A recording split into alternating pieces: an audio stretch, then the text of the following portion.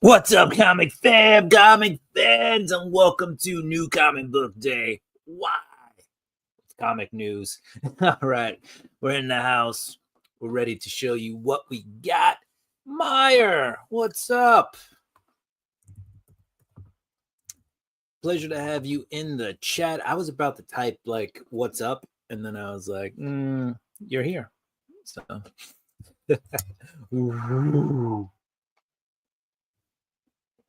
What would WrestleMania? I don't know. What's 4Ws? What does that mean? What does that mean? www.www. World Wide Web. What? All right.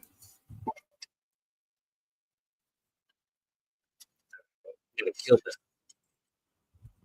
volume on. All right. Let's see. I have arrived. Winning victory. All W's. W's. Oh, that is that, or is that whatever? I don't know. Winning. Glad to have you back, Meyer.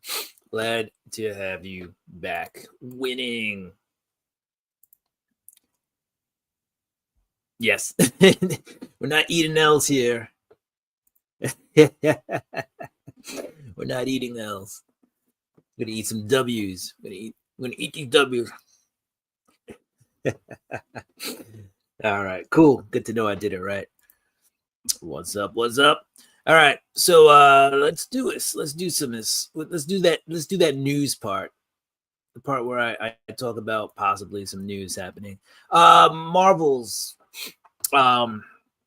or Marvel is coming out with a new Thunderbolts series. I gotta sneeze. Excuse me. All right, so Marvel is bringing out a new comic book in the summer. Thunderbolts, based on, I'm guessing it's based on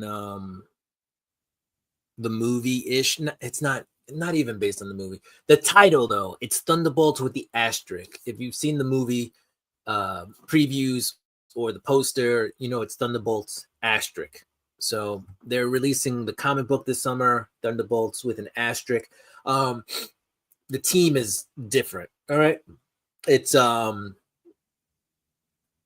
Black Widow, Hawkeye, the Hulk, Clea. I just spilled water on myself. I think my stash is it's a little too long. Now it's like trash, just funneling water off my mouth. Anyway, Laura Kinney, who you know is Wolverine, or a Wolverine, Namor or Namor, and Eddie Brock, who's right now is Carnage, and the covers I've seen have him as Carnage on the cover. So let me see. Let me just bring up the yeah.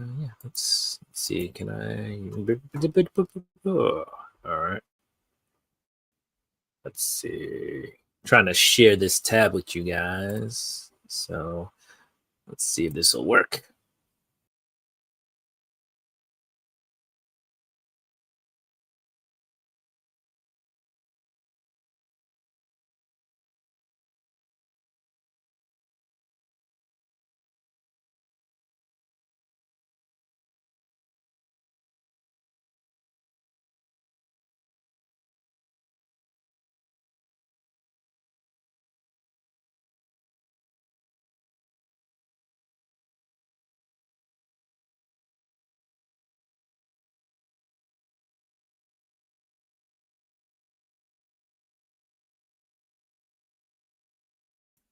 A new book coming out this week, and maybe that'll as we find out more about it, it'll lead us into an explanation as to what the asterisk is. Let's check out the chat. We got Kenneth Bird is in the house. What's up, Birdman? Christina Payne is here. Christina, what's up? Heroes Con, what's up? I stream on Twitch and say, can I get some W's in the chat for said good thing? All right, cool. Meyer. I stream on Twitch. What do you stream on Twitch anyway? We gotta find you. Pre-code Palace. What's up? Yo, check out the thumbnail. Captain Science. I like that. Gets chat active. Nice. Bionic fire truck. Thank you. I was like, bless me. Yes, because I sneezed. I appreciate that. I do appreciate that. The bless you. Crap. So somehow my computer just took me into a game. But I'm back. Didn't take me long to figure out how to get out of it. Remember to hit the thumbs up. Yes, please. Thank you. Please and thank you. So, all right, we're caught up in the chat. So yeah, that's coming out. All right, another issue I want to, or not, it's not an issue. Another thing I want to touch upon. Last night, 9 p.m., whatever. Daredevil issue episode 3 came out. I did not watch it, so don't worry. No spoilers on that one. If you watched episodes 1 and 2, I'm also going to try not to spoil those. But here are some things that I'm hearing coming out of the episode. All right, if you don't know, Matt right now is defending, I'm going to just say it, White Tiger. How or what or how this happens in the show, go watch it. But to the stand, he's bringing character witnesses, and one of them happens to be Officer Morales, not Miles Morales, but Officer Morales, which leads to a bunch of speculation that they are introducing Miles Morales to the universe. Like, this could just be an Easter egg. Like, we may never hear from Officer Morales ever again, right? But the connection is kind of, stark from the comics, like, or very exciting, because Miles Morales, New Yorker, right? Brooklyn, is, attached to the Marvel Universe. And there's rumors that Miles will be making a live action appearance at some point in the MCU after the Secret Wars movie. So, right now he's living in the animated world. But like, these are little Easter egg drops that could happen leading up to then, just letting us know. We've already had reference to a vigilante in a spider suit, right, during the Daredevil thing. So we know that this is all kind of part of the MCU universe. Very exciting, though, just to have that little Easter egg, if you will, of Officer Morales, which, leads us to the fact that Miles Morales may very well be on his way to the MCU. So I am very, very excited about that. All good. Vera and I'm partnered and have a following from playing TF2 professionally. Nice. I currently play Monster Hunter, Marvel Rivals, any Souls-like games, and the occasional new game. Awesome. Are we talking hot dogs? What's up, Cole? Long time no see. W's in the chat. Winning. No gang signs on my channel. Are we talking hot dogs? We're talking comic news right now. And then I'm going to get to my comic haul. And then I'm going to peace out because I haven't had dinner yet. So I'm going to eat that at some point. But after we do this, who do you play on Marvel Rivals? Just got Lord with C&D. Got W's on the hat. Yes, and however you turn it, it is a W.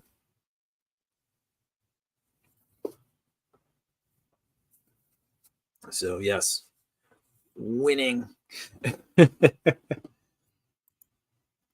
I had hand-breaded chicken tenders. Nice. Chicken tendies. Love me some chicken tendies.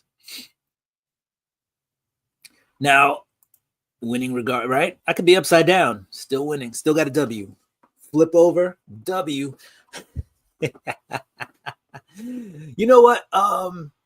For me, actually, I haven't played. I've heard nothing but phenomenal things about Marvel Rivals, and I'm still trying to finish off so many games that I haven't finished. I have yet to jump on, but I really need to start playing Marvel Rivals. I've heard nothing but great things, so I want to do that.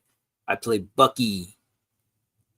If I can BP, if I can DPS, mag group for tank. Nice.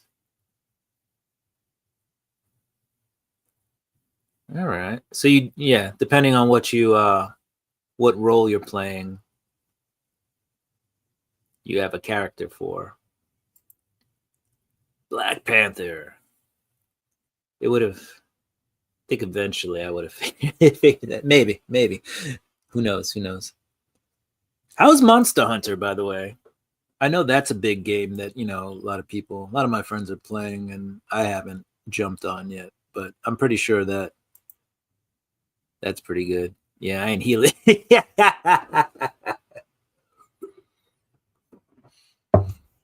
No healing here. All right.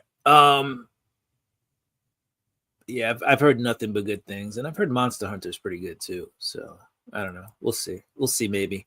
Continue on with my Daredevil stuff though. I just wanted to say there are some people who are saying Daredevil is kind of failing because I guess it's not putting up some of the ratings that some of the other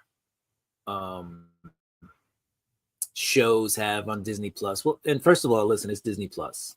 So take all those ratings with a grain of salt because it's a streaming service. A lot of people, honestly, are struggling. So, they're going to start cutting things. So there may not be the same viewership that there was on Disney Plus a while back.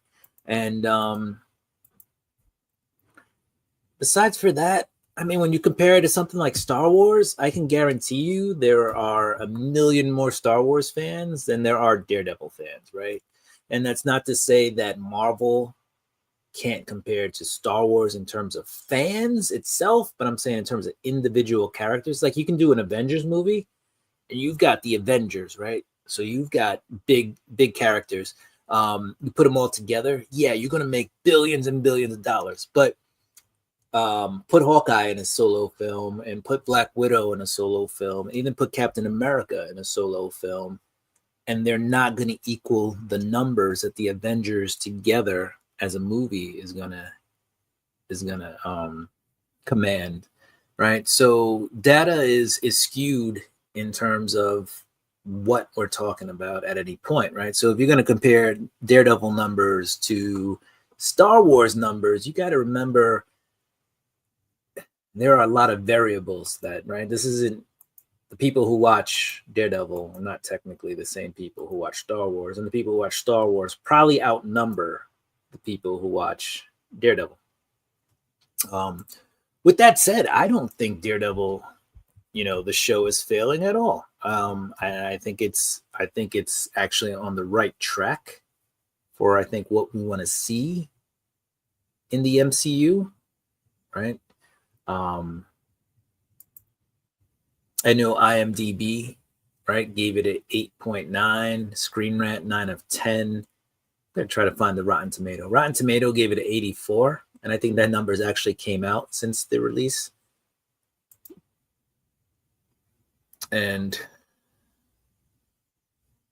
to 87 on the average tomato meter, and the popcorn meter is at 82. Not quite sure what that means on the Rotten Tomato front, but I think it's doing pretty good. It's really all right. Going back to Monster Hunter, it's really fun. Seems like once you hit Hunter rank level 60, there's not much to do right now. Onboarding is way better than the last one, but the hunt is a bit more dull. I find like a lot of these games, like even Diablo or what is it, Path of Exile, right? You play these games that are open worlds and stuff, and you just get to a point where it's like, what do I do from this point on? Like, I'm overpowered, and where's the content? There's like maybe one thing you can do at that point. If I had to watch Daredevil, which is more popular, Invincible, which both have current ongoing seasons, I choose Invincible all day. Invincible is really good. I think I almost dropped some F-bombs. My problem with Invincible, if we're talking about story, is that Invincible, it's not linear. We'll get to a point where they're, following something, and then we just diverge somewhere else. And we'll do that for a little bit, and then we'll get back to a main storyline. It really, and I mean, that's kind of sometimes how comics operate, right? So Invincible, I think, is playing off more like a comic, a motion comic, if you will, than an actual TV show. Like the formula that they're using is a little bit different. With that said, Invincible is phenomenal. So, I don't think the platform isn't as impactful as you think. Keep in mind, I'm currently watching both. Try to make a game for everybody, you end up making a game for nobody. They try to make everything too accessible for everybody now in every form of media. I mean, I don't disagree with that at all.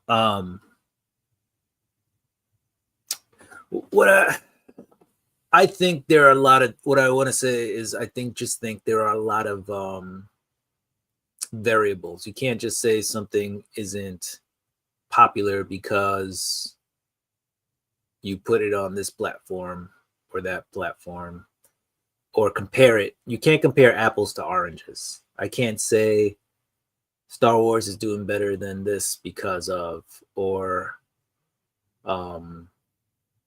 this is doing better than that.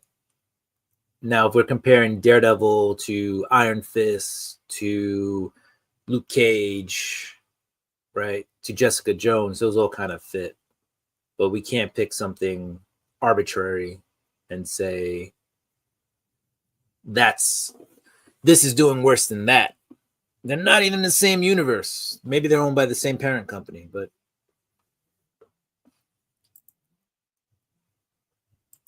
make the game you want to play.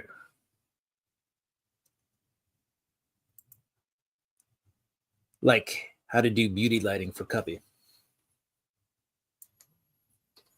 So,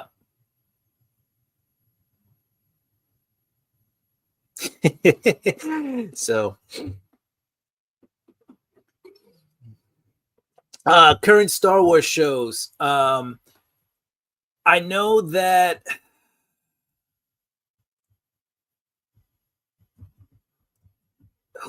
which show is coming back?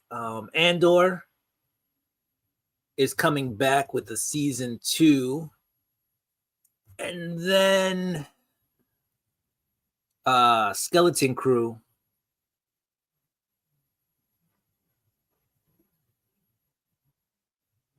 And let me click on. Let me see what else. Looks like Andor's coming back. We have the Skeleton Crew. I'm not sure if that started yet. Andor's in April. Part 2. Skeleton Crew released in January, so I'm already behind on that one. And then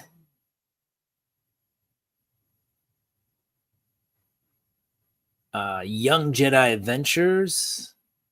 Nope, that already came out a while back. So it just looks like we have the Acolyte and the Skeleton Crew. And perhaps Star Wars Visions Season 3.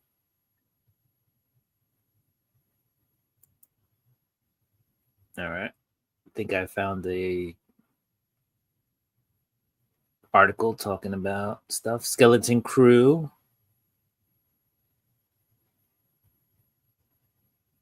All right. Season 2 of Andor coming out. Young Jedi Adventures Season 2 Part 2.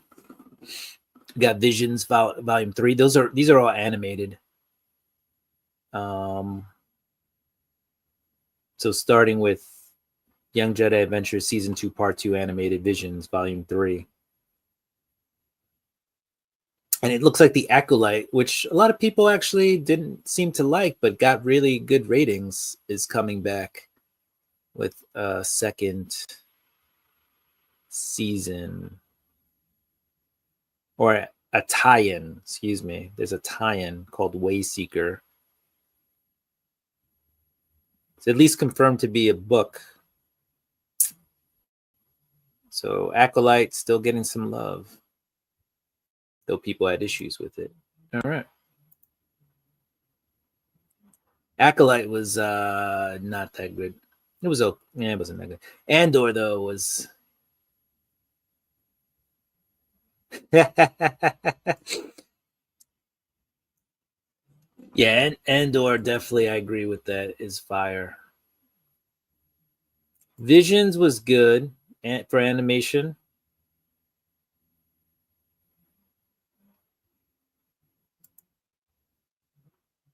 Yeah. But I guess what I'm trying to say is some people are trying to say Daredevil's failing because it's not getting what they think are the proper ratings, and it's actually building slowly. Now you got to remember this show was off the air for a while, and people didn't know if it was Netflix related or totally new reboot until Disney started letting out things here and there out of the bag. But Daredevil, I'm liking it. I did not watch issue 3 yet. The critics are liking it. I think Daredevil is going to be A-okay. All right. And just to be contrarian to what I said, though, Avengers Endgame, right, 2019, was the highest grossing Marvel movie of all time. And it was the highest grossing film in the world between July 2019 and 2021, right? It reached 500 million in 3 days. And $1 billion in 5 days. So crazy numbers. So obviously Marvel does have power, right? Like it's got some selling points.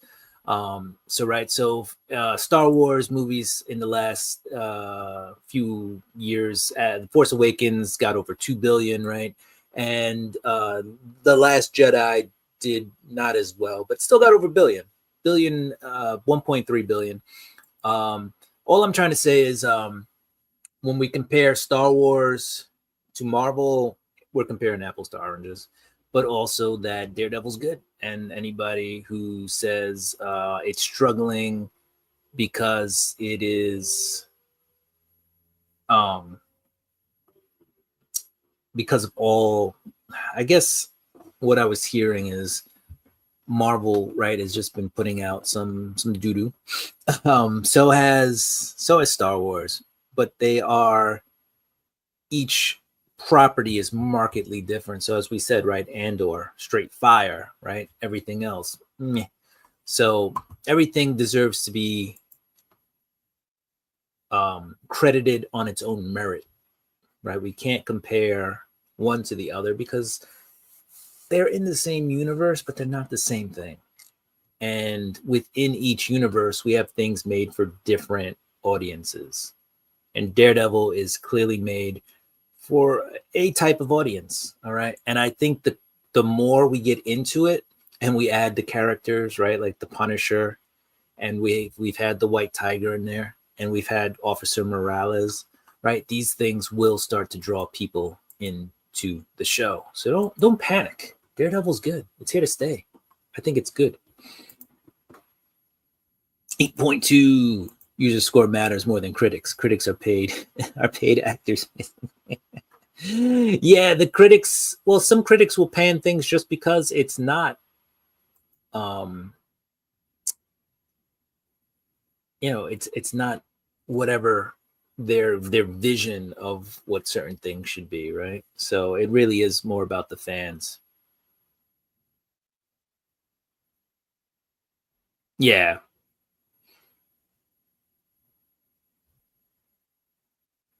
But I think, but I do think Marvel. All right, so we're talking pop culture. Yeah, sure, they're both pop culture phenomenon, but we're talking about space, the final frontier. No, that's Star Trek. But we're talking about one thing that's it's got a different culture, right? One is superheroes, and one is Jedi, right? One is based in theories, or not in theories. One's based on like Jedi, or based on like codes, samurai codes, good versus evil, which is, yeah, that's Marvel, right? Good versus evil. So there's a comparison. But then we do have culture, right? These are like, this was research Star Wars, right? Where superheroes were just, back in the day, was just like, wow, how cool would it be if you could just see through a wall, right? They had a lot, it was more about being cool, superhero, and Star Wars was built more off of culture and society and issues, right? And then somehow comics kind of started to go that way, and then they've continued, right? But comics were built more off of just and I say this tongue in cheek, but comics were built off more of just entertainment, and Star Wars had a book behind it before, somebody said, this is the society we want to create. This is the world we want to create. World building was not a thing for comics back in the day. So I don't know. It really depends on how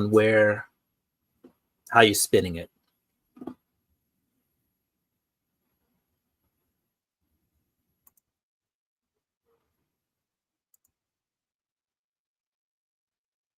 All right.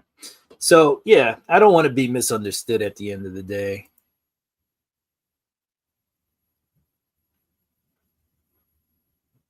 Yeah, right. So and they both have grown into these amazing things these days, and so yeah, that's what we have.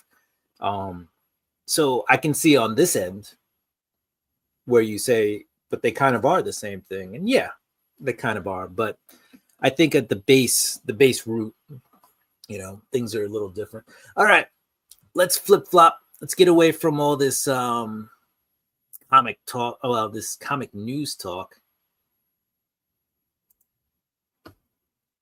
And I think I totally get what you're saying too. So I just wanted to make sure I was clear on where I was coming from, and see. Look, I think we understand each other.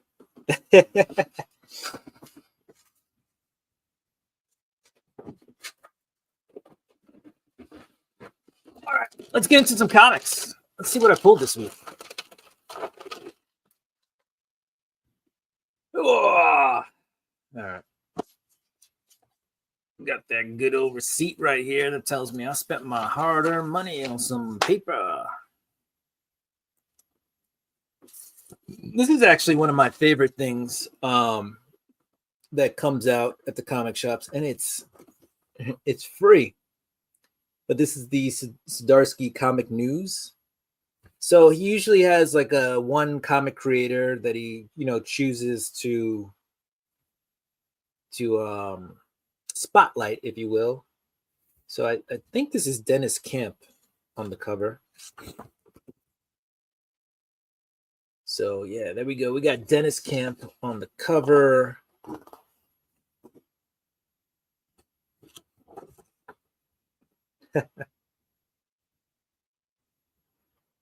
Right. So yeah, he yeah, I think, and that's the cool thing about Image and the indies too, is like it gives these creators a chance to be creative, right? So I mean, Dennis Camp, obviously he's working on the Ultimates,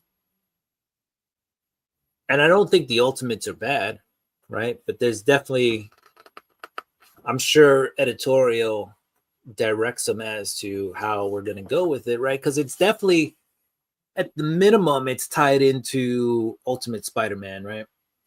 Because Ultimate Spider-Man is one of the guys that Tony Stark, who's Iron Lad in the Ultimates, goes and finds him and sparks his powers, if you will. So anyway, the Zdarsky Comic News. I love getting those. They're funny. Right? But, and I didn't say I don't like it. I buy the Ultimates. I'm just saying, like you said, he can, when you got one of these out of Image, you can do whatever you want. So he can write whatever he wants, because Image isn't going to tell him like you gotta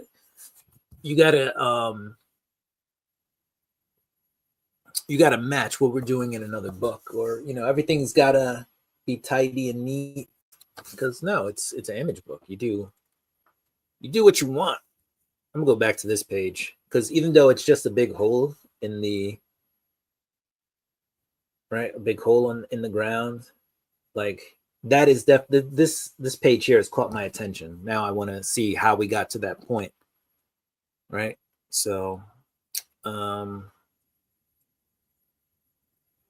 well, that looks gruesome. All right, this guy's on the cover, so here's a page with him on there. But yeah, I'm ready.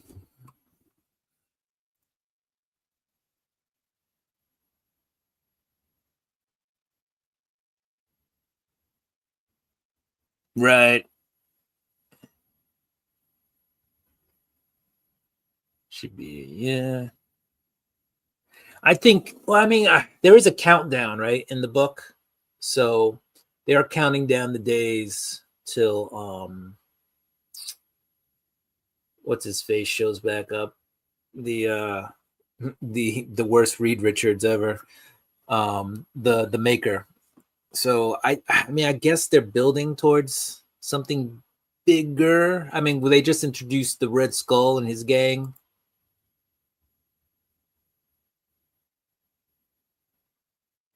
Yeah, this should be a good one. 2 months left. There you go. So I mean, it may be a big build up. Hopefully the build up, right, turns into something, right? So we've been dealing with this or reading this book now for 10 issues. I think issue number 11 is the next one. So hopefully the payoff is big. So what else do we get? We got Robert Kirkman's Void Rivals, issue 17, right? Yep, issue 17. We do get some origin stories. We get some first appearances in here. Zeta Trion. We get the Zeta Trion first appearance, right? This is Lorenzo De Felici. Yes, Lorenzo De Felici. He's worked with Robert Kirkman on another book. I'm trying to remember the name of it. But really good artist. I like this guy's art style.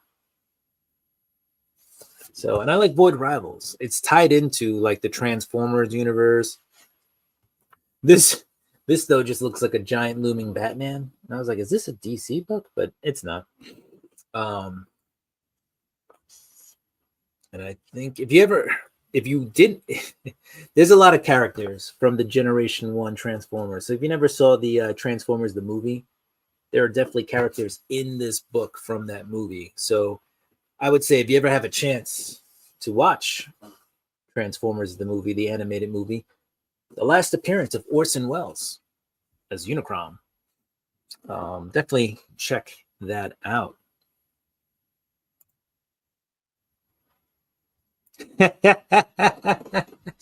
Right, all right. If you're familiar with the like Transformers, the Generation 1 film, Transformers the movie, I feel like the animated, yeah, and Ghost Machine has been pretty good too. Though I feel like Rook, an issue of Rook hasn't come out in a while. I feel like that's on hiatus, and that was like my favorite of the Ghost Machine. But yeah, that is a really, Ghost Machine imprint is really good.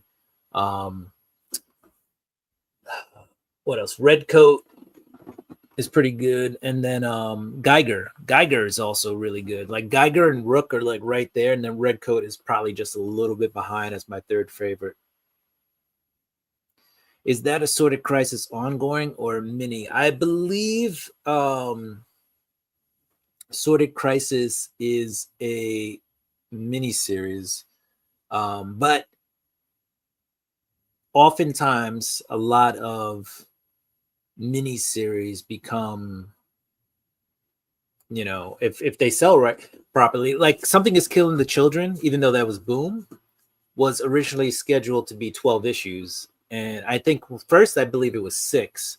Then they extended it to 12, and then it became ongoing once it popped, right? So any mini out of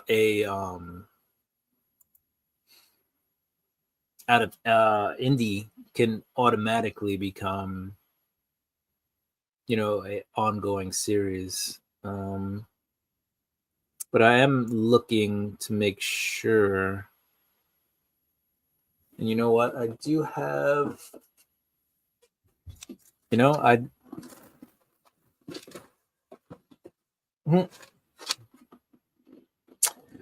had on my phone, I have an app that oftentimes will tell you if something's ongoing. But I guess I didn't plan on being on my phone while I was on the computer with you guys. So don't have it on me. But I can always Google. But I was pretty sure when I looked it up earlier, it was a mini.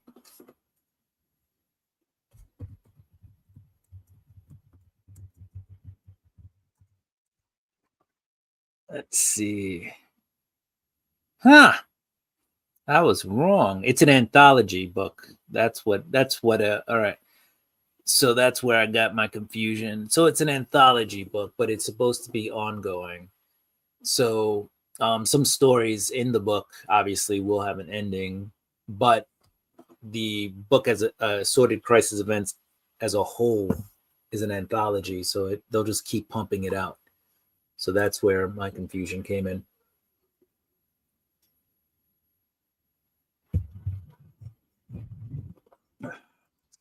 So Rook, I know there was kind of like a finale to it, but I never I thought it was always poised for a return at some point, right? So I thought it was going to be a hiatus and then they were coming back.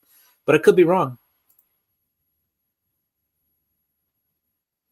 It was just a 1 through 6.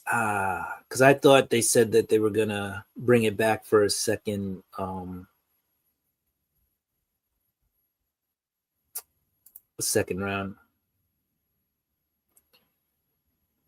Yeah, so like I said, as I corrected, ongoing, but it's an anthology series. So obviously, books, stories inside of it will come to an end at some point.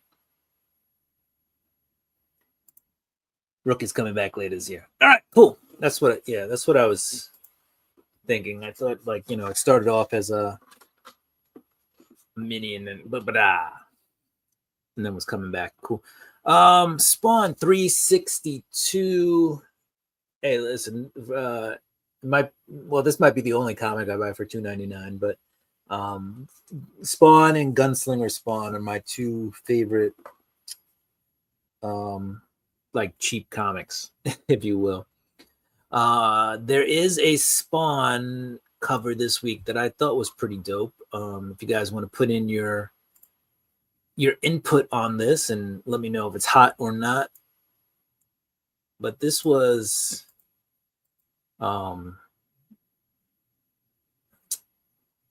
this is the cover C, I believe. So I want to bring that up, put that here, and then I want to share it with you guys. So let's see.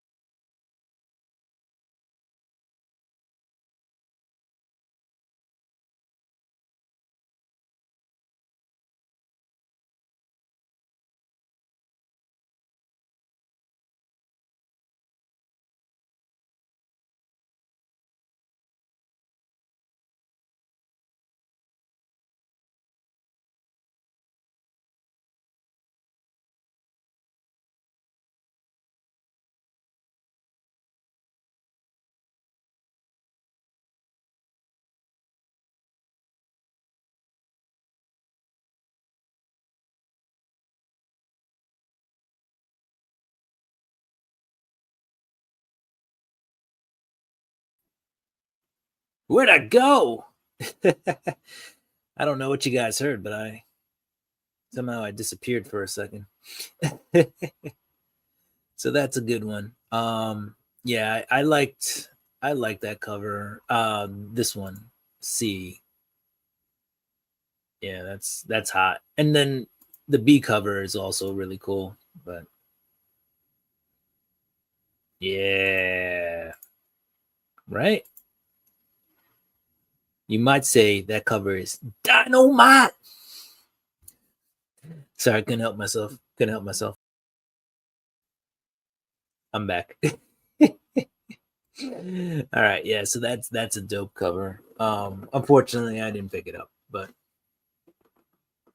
all right, here's like the only Spawn book that's not $2.99, but they're pretty thick. It's about 40 pages worth of stuff, but this is Violator. Violator's been $5.99. This is issue 6 of 6. So, but it's a little thicky. But yeah, we got that stuff in here. So this is the origin story of the Violator. And so by the end of it, he's undergone a really big transformation. The Violator does not start off looking like this. But by the end of this series, you get an idea why the Violator is who they are. What else did we get? We got One World Under Doom. Last time we checked in on the Amazing Spider-Man. Is it worth the pickup? I would say Violator is only worth the pickup if you're a Violator fan and you want to know an origin story.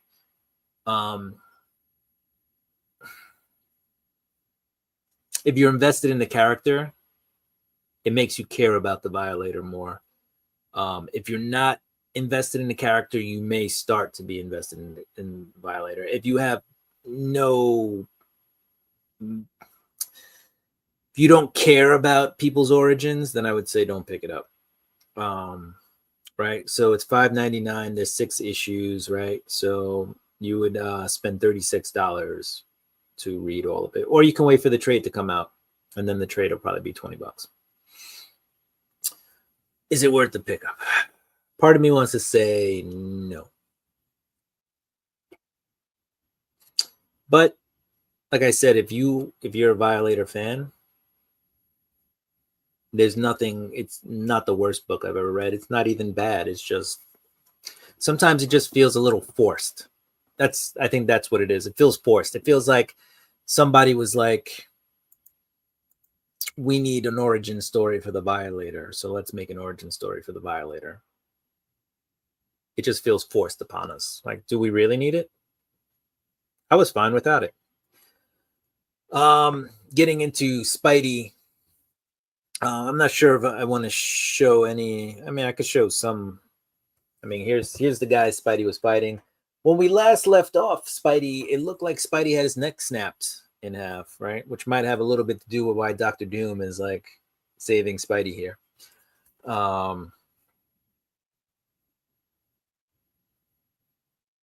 Let's see.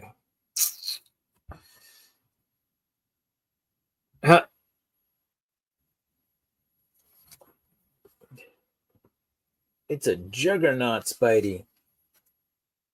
It looks a lot like Wreck Rap and not like Parker, but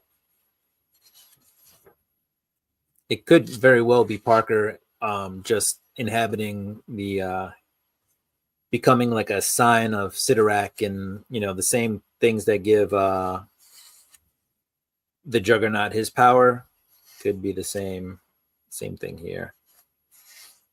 I don't see an actual Dr. Doom in this issue. I may have missed it. He's on the cover. Oh, I do see a Dr. Doom. He's in here for, looks like 3 panels. I won't give that away either. And here's the opening. I'll give you the opening page, right? Because like I said, we left off with Spidey's neck being snapped. And yeah, that's what we got going on there. So Worst book on the shelves at the moment. Spidey? I don't think Eight Deaths is the worst. I feel like there's some worse books than that. This was his last. So in the last issue, 3 people die, including Aunt May. Aunt May and 2 other people. One of them he knew, one of them was a rando. I forget who the other 2 were. And he basically trades 3 bands of Sidorak, or 3 of his reeds. Sorry, his reeds of whatever they are, to bring them back to life. So he went from being ahead against, all the scions he was fighting to being behind. And then, he had his last death in the last issue. I'd rather read Exceptional X-Men over and over than read the next issue of Amazing Spider-Man. The book was so bad, I feel like we haven't gotten a main universe Spider-Man title that's been good in so long. I will say it's gotten better for me anyway. And this series hasn't been that bad. Honestly, for me, the 8 Deaths, it was way better than the stuff we got, like issues 1 through 50. We're on 69 now, so 1 through 50 kind of that. I mean, it lost me like the first maybe 2 or 3 issues, when they're introducing it, you're like, all right, and then it's like, what's going on, and then it just keeps being bad, and you get so turned off to it that it's hard. Like, they have to do something amazing to bring you back in. This is not amazing, right? So it's not going to bring somebody back in hardcore, but I like the concept conceptually, and it really introduces us to who Peter Parker is again. I stopped around 30. There you go. And there was a different writer on 30, right? So there was a point where it was bad. I mean, bad. And now I'd say it's better than meh. I'm like, it's good. Now, if they raised the price on that book, so the book is $4.99. If that was like a $7.99 book or a $6.99 book, I'm probably not picking it up. I don't think the content is worth the price. But Joe Kelly, who's written Spider-Man before, so he's kind of the one who started the 8 Deaths of Spider-Man, and then he's been on and off of it. So he's dipped his toe back in with the 8 Deaths, and now he's going to be the main guy. So initially I thought he was going to be the main guy when they announced this, and he's like co-writing it with somebody else, or I forget what happened. Like, he had to step away for a little bit. But now they're going to reboot the Spider-Man universe, and he's taken over. And I think it's him and Pepe Larraz, who's actually a really good artist, are going to now take over the reboot of Spider-Man. So that should be, I think at the very least, it's going to capture a lot of what we liked in a Spider-Man book, or what we liked about Spider-Man back in the day. So we'll see. All right. What do we got? We got 3 more books, and then I'm going to try to go get some dinner here. We got the all new Venom number 4. Al Ewing is not always a simplistic writer. I feel like this series has been very simplistic, if that makes sense. Not so much in a way that doesn't make the book fun, but also makes it very predictable. But I think part of the unpredictability is trying to figure out who the all new Venom is. I know in this book, somebody takes over a symbiote other than Venom. So we'll have, somebody's in this the symbiote called Sleeper. So basically, this book is about Dylan Brock trying to find out who's in the Venom suit, and got a lot of stuff happening. Let's see, what do we got? We got Madame Mask. I don't know if there's any Madame Mask fans out there, but Madame Mask is a big character in here.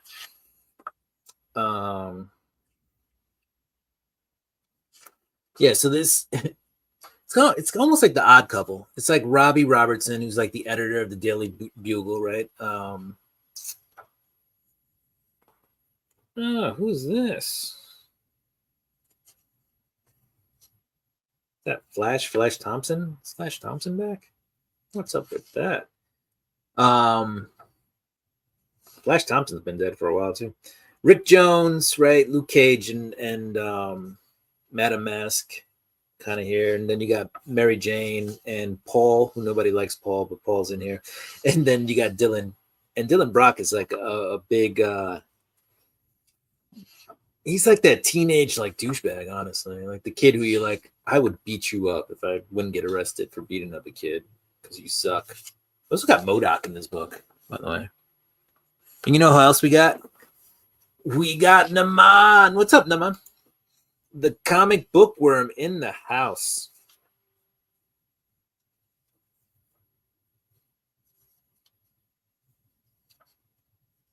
Oh, this guy just threw up a...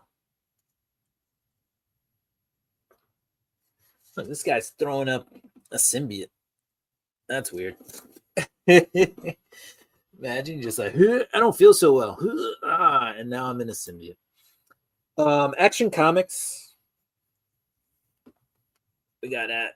We're reading that Superman Action Comics. Action Comics for a while had like backup stories. They kind of took those away. Right now, it's Superman trying to figure out, and he does figure it out, why a bunch of reformed criminals have gone back to their criminalistic ways. So he's relying also a lot on being, not Superman, but Clark Kent. Some fight scenes. So it's cool to see Superman not just be Superman and punch people in the face, but also kind of use his know-how and his news. He's trying to be a legit news reporter, if you will.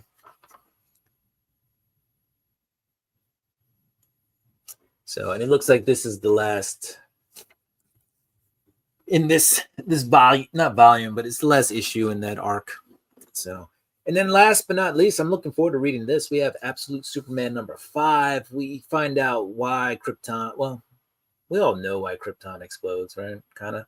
But this is the origin story, I guess, or the telling, the absolute version of why Krypton goes boom. Boom goes the Krypton.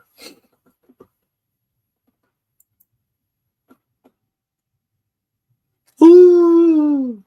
All right, back to the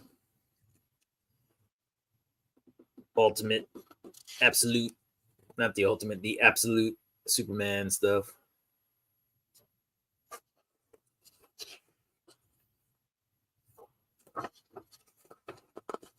Let's see, what do we got here? So there's a peacekeeping force, and they kind of their suits are very reminiscent of the Peacemaker. Peacemaker season 2 is in the works. It should be out sometime this year. I'm not sure when, but I'm looking forward to that.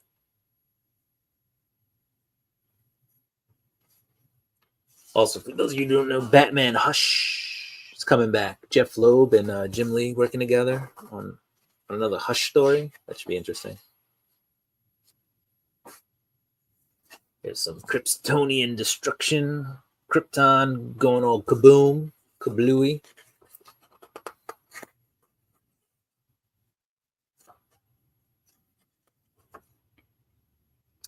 So a big thing is, I'm pretty sure that's the ship right there, is, right, Clark's family Superman's family created like an escape pod, like an escape ship.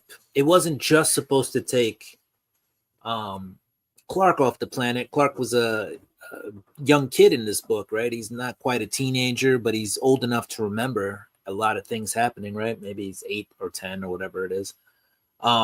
His parents invent like a ship, like an escape ship that they can all, like, it's supposed to carry all of them, right? So we're seeing the story where it's just Superman, and we're also getting this backstory, and we know they're creating the ship. So when everything goes boom, you're wondering, like, what happened to the mom and dad? Like, why wasn't Jor-El and I'm blanking on his mom's name right now.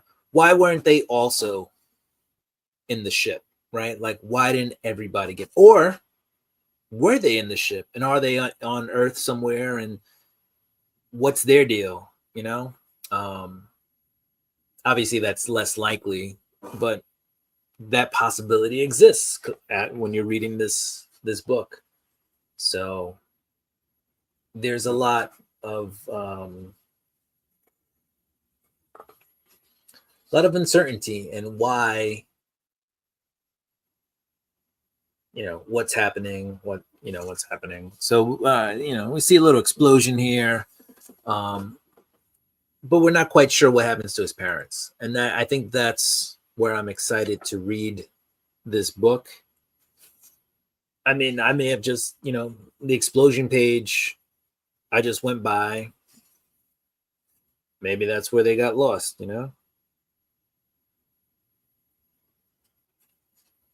Also, the other cool thing is he has tech, unlike,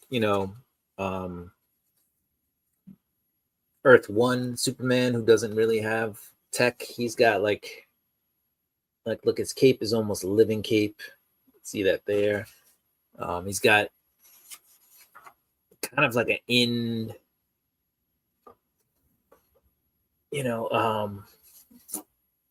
was gonna say like an Iron Man type of device that talks to him and gives him probabilities and the best things to do and stuff like that. But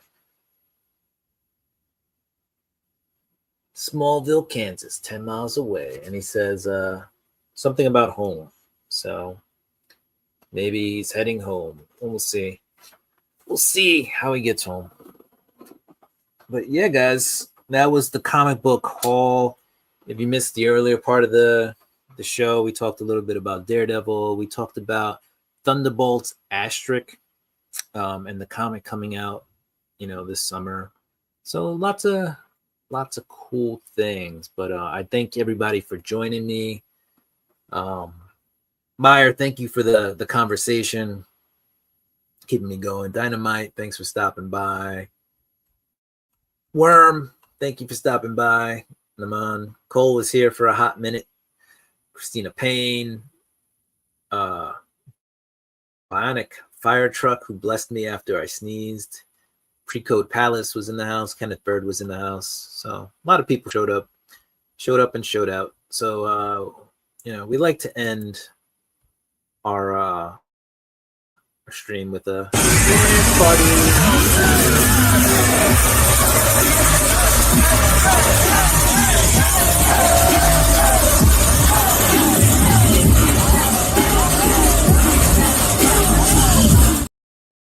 All right. Thanks, guys. Thank you, everybody, for being here. Have a great day. Have a great night. Have a great evening. Have a great rest of your week. Have a great weekend. We'll talk to you later. We'll be back here, same time, same channel, same everything. Deuces. We're out. Ching. And now I stare at you while the stream ends.